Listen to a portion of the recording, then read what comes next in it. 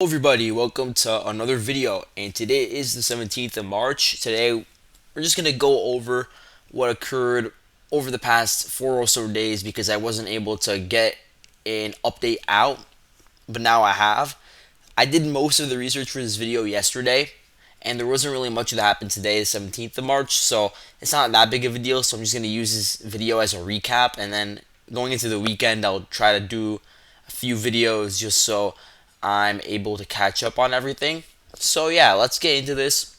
We're going to begin with the situation south of Bakhmut, as we always do, and then we're just going to work our way up. And again, just focusing on Bakhmut at the moment because that's where we've seen the most developments. And so, first of all, I want to talk about the fact that the Russian forces have been able to cross over the Korsunskogo Strait, which has been really important to Ukraine's supply lines into the center of Bakhmut, because the Korsunskogo Strait, which I'm gonna actually underline over here, this is that street that I'm referring to, the one over here. You can see how it links up with the center of Bakhmut, where you have this enormous troop concentration, a lot of very important strongholds for the Ukrainians within Bakhmut. So yeah, that's located really along the T0504 highway. It's connected, and then at that point it either branches off into Korsunskogo Street or into this other street, the one in yellow. I don't even know how to pronounce it. Something like Chaikovskogo Street. And so now the Russians have been able to sever connections between the center of Bakhmut and whatever Ukrainian garrison is located in this post office, around the school, around these facilities in southern Bakhmut. So they will no longer be able to use the Korsun-Sonkogo street. The only street that still is operable in southern Bakhmut is Chaikovskogo Street. And so you can see how the Ukrainians, once they reach this junction around the MiG-17, which is around here, they would have to start going to the northeast, and then from there they can go to wherever they want, whether it be northern Bakhmut or the city center. Another way that they can reach this part of Bakhmut is through a minor road, which is connected to the T0506 road, which is the one near Kromove. And then from there they take a minor route into the roads and the entire road system within Bakhmut. So that's another possibility. But yeah, the Russians, they were able to capitalize on their gains around some of these residential buildings, these one-story houses, just to cross over the road, and that's where we're going to continue to see house-to-house fighting. You can see there's been some pretty heavy fighting over here, as we see in this video from IDAR. And yeah, the situation is not looking good for Ukraine over here. And the Russians are going to try to cut off the Ukraine's supply route through Chaikovskogo Street. We actually have a video here of Ukrainian soldiers retreating on foot from the MiG-17 memorial. So that again would indicate that this entire area is a gray zone. Ukraine could, in theory, still use it to maybe move some vehicles around, some smaller vehicles that just carry a few people, nothing large like a tank. But maybe if they have some sort of civilian vehicle that they're using, they may be able to get it through here quickly without being targeted by the Russians. That's the full extent of their utilization of this road, because it is so close to the Russian lines now.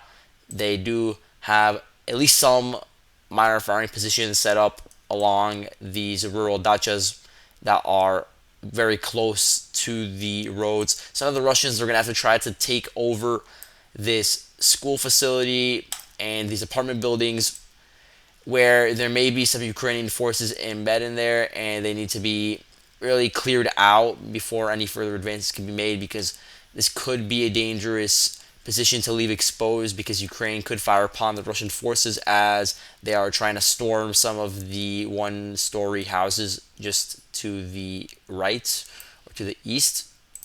But yeah, let's go on to the situation a bit further to the east at this point, around some of the other districts like the Sobachivka district. And then you also have the Budinovsky district. The Budinovsky district, I'm gonna outline its perimeter. This is the Budinovsky district. Pretty small. It's next to the Mariupolsky cemetery. The Russians now control about 60% of it, maybe. So they're advancing along here. Again, this area is less dense, and it's just one-story houses, and so they are just clearing it out methodically. something interesting that occurred is that the Ukrainians, they tried holding out in the southern parts of Sobachivka district up until about the 14th or 15th of March. So in this area I'm circling over here just to the east of the cemetery, they were holding out over here, and this formed this pretty large bulge where if you look to the west, the Russians were already advancing through the Bodanovsky district, so that positions that were to the north and to the west of the Ukrainian bulge. And then to the east, you have this Vodokanal district, which is adjacent to the Bakhmutovka River and the Bakhmut Dam, where the Russians had been advancing around for a while, and this is really one of their main spearheads towards the center of Bakhmut. And so you had this Ukrainian garrison over here that was just holding out, and there was a threat of encirclement and elimination. So they were forced to shorten the front line and retreat towards the city center again. And now we're seeing how another sort of cauldron is being formed. This very small cauldron because there aren't that many Ukrainian units in here. It's more so just small groups, I would say. Maybe like squads or platoons are operating in this area. Nothing more organized. It's simply not possible when it's so close to the front line. But yeah, you can clearly see how this is shaping up with the Russians assaulting the flanks. They have a bulge over here to the west, and then the bulge, the spearhead that I was talking about before, to the east. And then you have the Ukrainian groupings that are in the Budanovsky district and the northern Sobachivka district, and they are in threat of encirclement. And so they may have to retreat even further north towards this stadium over here and towards some other larger facilities in order to maintain cohesion and prevent any sort of major losses, because there aren't that many Ukrainian troops in the city anyway at this point, and so they need to maintain as many personnel as possible if they want to try to resist for as long as possible in the city center, which is going to be more difficult to storm than some of these less dense residential areas. Now, if you go up, nothing really changed along the river itself, as I've been saying. I didn't expect or anticipate the Wagner group to immediately cross over the river because most of the pressure was occurring on the flanks and still is. There is a video that I added over here. You could feel free to watch it, of Wagner trying to cross the river. You can see the issue with it, and it's something that I explained about a month ago when Wagner was making their gains around here in the northern Miast Kombinat district.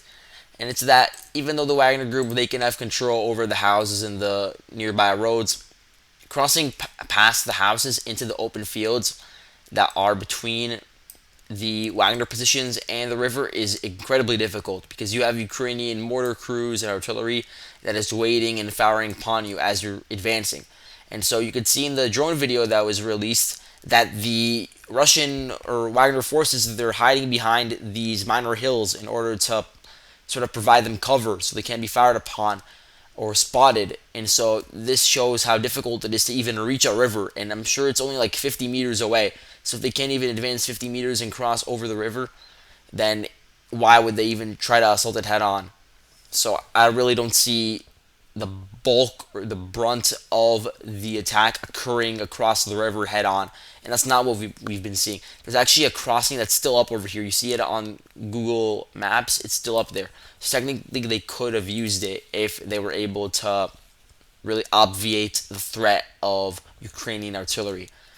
But now here's an area where the Wagner group did actually have success, and this is in the Azom industrial district. So if you recall, last time that I recorded a video, the front line looked something like this, with the Russians controlling the Ilianovka district and the water treatment facility.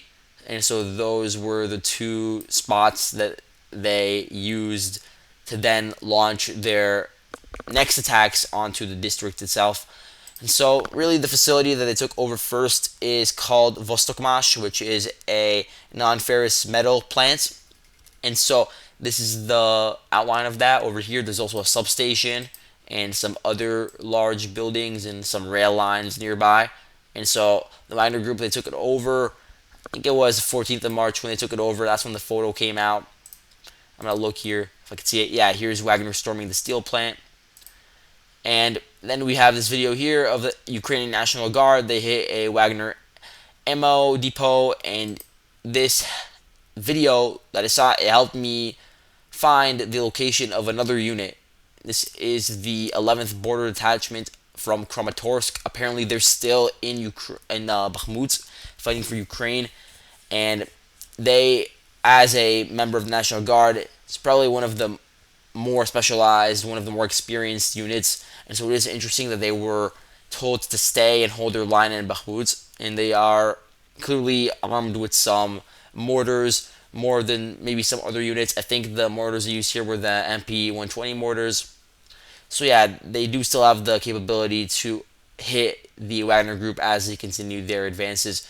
So the reason why the plant was able to be taken is because apparently the Ukrainians did not have any sort of night devices, some sort of like night imagery or like thermal imagery or anything like that. And so the Wagner group, they capitalized on this weakness and they stormed the facility at nighttime. And that's when the breakthrough occurred. And now there's a lot of talk about the underground tunnels in this area of the Azom district. So the tunnels, they run around here, just under this area, I would say. They sort of branch out across the river as well into this meat processing plant. So the Russians might already have had a way to enter the tunnels from the meat processing plant, and then they crossed over under the river and into the Azom tunnels. And so a lot of the rumors that we're hearing from the Russian telegram are alleging that the tunnels are about 320 meters deep and that Ukraine does actually have a number of personnel over there, including some equipment. They're saying around 300 troops. I don't know if that's true. They're also saying that the entire Azom district, there are around 500 men defending. I could believe that. That seems pretty reasonable. But then if there were 300 troops underground, that would be a pretty significant number if they were isolated and all cleared out or forced to surrender. Which is why I think that perhaps that number is outdated in that by now most of those Ukrainian forces may have already retreated from the tunnels. But now we're seeing the Wagner group begin to clear out these tunnels, so we'll get official confirmation as time goes on. But let's move on to the situation in Kromove, where the Ukrainians have had a fair deal of success in holding back the Russian assaults. There have been several Russian assaults that have failed to take over the town, and we all know why. It's because Kromove has a really large significance. Taking over Kromove would sort of be like a checkmate, because at that point you can't use the T-0506 road anymore. And so Ukraine has thrown everything they have at defending this route, just like they did in the south with Ivanivske. And so here I have some geolocated footage from the road and from the nearby areas. Let me see what is important to show you guys. So here we have a Russia destroyed a BTR-4. This was a Ukrainian BTR-4 which was destroyed by the Russians, which again indicates that using this route is not entirely safe. Even if it is physically under Ukrainian control, the Russians still have the capabilities at some points to strike the Ukrainian forces, especially if they get bogged down in the mud or there's some sort of malfunction. I don't know. But either way, it could be struck, especially in this route specifically, the one that I'm going over in red. This is probably the most risky route because you do this sort of loop or like this sort of semicircle shape that gets you very close to the current Russian lines, which is why it is probably best for Ukraine to use this minor route, which connects with two parts of the T-0506 road and then crosses into Kromove. It's a bit more safe. You would not be able to see it just using your eyes if you were standing on the Russian front line positions around these houses over here. So yeah, it is more safe relatively. Obviously, still a huge danger going there. But let's look at what other geolocated footage we have. We just have more footage showing that Ukraine is still using the road on a smaller scale. Like, obviously, they're not moving tanks through here anymore, but they're still using civilian vehicles and some infantry fighting vehicles. And then here we have a video of the Skala Battalion, if you remember them. They are a volunteer unit specializing in drones and some sort of recons and sabotage. And they work a lot with the 93rd Brigade, which I'm going to talk about in this video. And so they hit some Russian vehicle that was trying to probe the Ukrainian lines.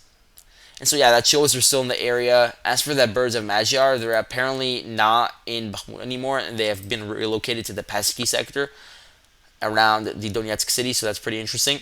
If we go up, then we could see that the Russians made some significant advances in the direction of Budanivka.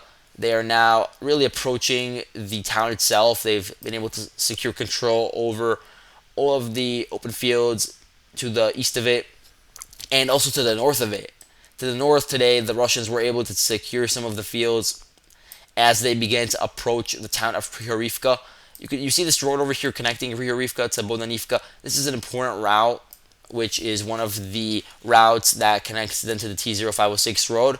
So if the Russians are able to reach this road and cut it off physically, then it would just be another route into Bakhmut that gets cut. And it would also give the Russians favorable positions on a hill overlooking Bodanivka.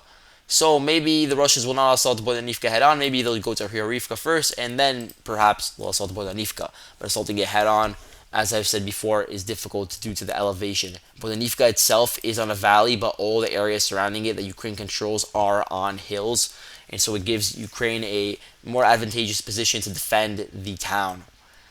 In Orakovo Vasilivka, no new changes. And if we go up, then we could see that the Russians have been able to take the town of Zaliznianske.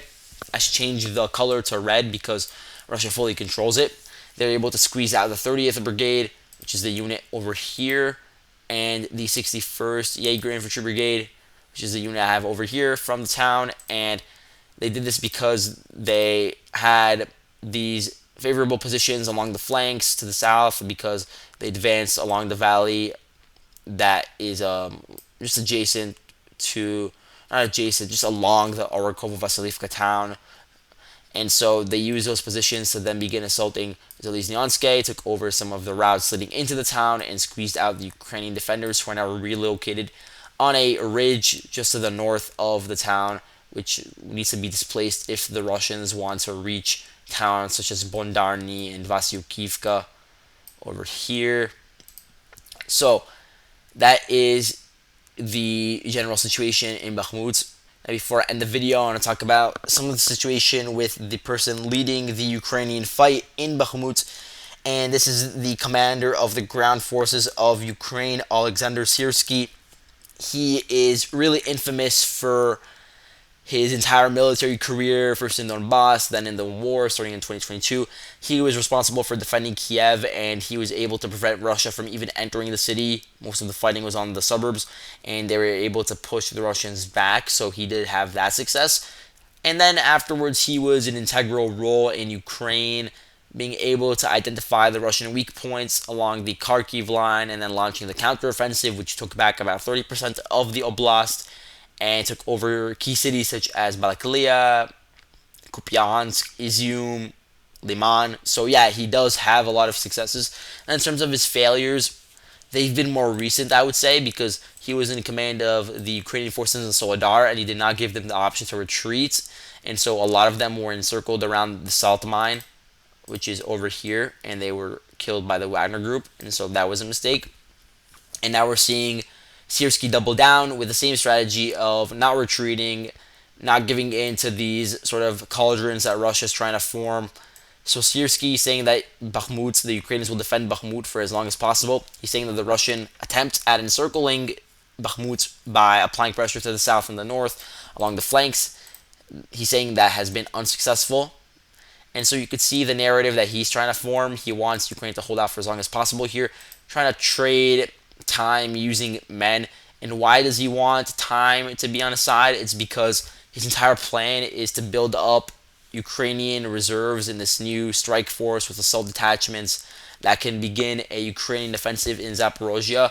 And so if these Ukrainian troops here in Bakhmut are able to hold out for as long as possible, then they would be draining the Russian resources, first of all, and they would be preventing further Russian advances into Donbass. And those Russian troops would be distracted and could not focus on repelling a counterattack in Zaporozhye. And so we have some evidence that Ukraine is planning this. We can't say for sure if they'll be successful, but we do know that they have formed new units. Starting around January and February, they began with some sort of conscription program, restarting it, and then just creating new units based off of that. So here I have some of those units listed out. If you're interested, you could look at my map. And so that's the logic behind what Sierski's doing. But he's received a lot of criticism, especially from his own ranks within Ukraine itself. There have been some members of different units that have been criticizing him. There was one guy, I think he was in the 46th Brigade. He was the commander of some battalion, and he spoke out against the Ukrainian command, and he complained about a lack of trained men, the fact that they had shortages in artillery, manpower, all of that. And then he got demoted for speaking publicly with the Washington Post.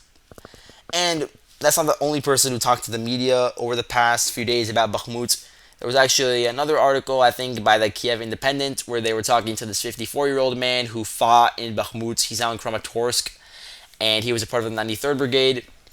He recounted his experience, and what he said is very interesting and gives us a lot of really important information about the battle.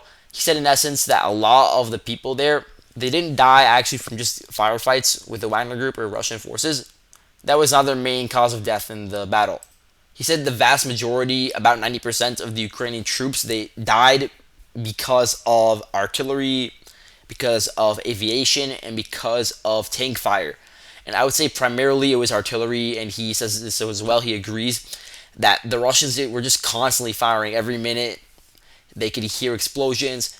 And so this not only has a psychological effect, but it also could pin down forces in a certain area because they don't want to leave a fortified position because they may be exposed once they go outside. And then it does contribute to a lot of casualties from direct hits or from shrapnel, whatever it may be.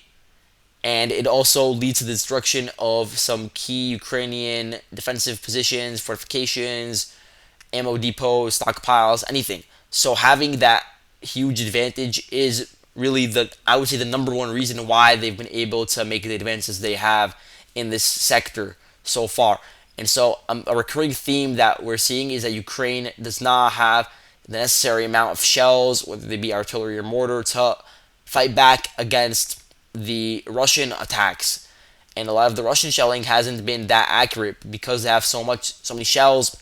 They're able to just fire it en masse. And so Ukraine, they've been forced to ration theirs and use it more effectively, distribute it across the front more evenly.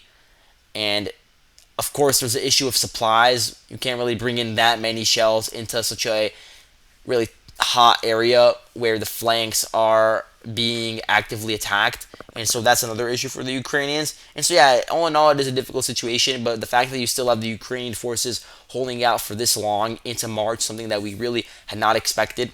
Maybe there's about 4,000 men in the pocket. We've heard from around 2,000 to 5,000. But either way, whatever contingent is still in here, they are undoubtedly outnumbered. A lot of them are inexperienced, although you do have some experienced members within the unit, like the 93rd Brigade, as I said before, National Guard units, like the Spartan Brigade, or the 11th Border Detachment. So those are clearly experienced units, but then you have a lot of conscripts and territorial defense units that are still fighting in this area. And so it is just a hodgepodge. Either way, they have been able to hold out on the flanks and within the city for an extremely long time. And we do have to acknowledge that. And now looking forward, we got to look into how Russia's trying to advance along the E40 highway to maybe create a wider encirclement where they cross over the Donbass Water Canal, secure some of the high ground over here, and set up positions that are very close to Kramatorsk and Slavyansk so they can begin shelling the cities. And then from there, they can begin attacking south and flank Chasiv Yar from the north, which could lead to another similar pocket to the one we saw in Bakhmut that had formed a few months ago. And then from there, Konstantinivka. So same idea, one by one taking out these huge defensive nodes. So that's all for today. Thank you guys for watching, and I'll see you guys later.